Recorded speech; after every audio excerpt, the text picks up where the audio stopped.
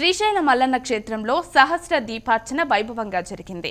సహస్ర దీపార్చన మండపంలో వేద పండితుల మంత్రోచ్చారణల నడుమ 1000 దీపాల ఉత్సవం నేత్రపర్వంగా నిర్వహించారు. ప్రతి సోమవారం లోక కళ్యాణార్థం ఈ వేడుకను నిర్వహించడం సంప్రదాయంగా వస్తోంది. ఈ కార్యక్రమంలో అర్చకులు, వేద పండితులతో పాటు దేవస్థాన సిబ్బంది, ఆగమ పాఠశాల విద్యార్థులు, భక్తులు పాల్గొన్నారు.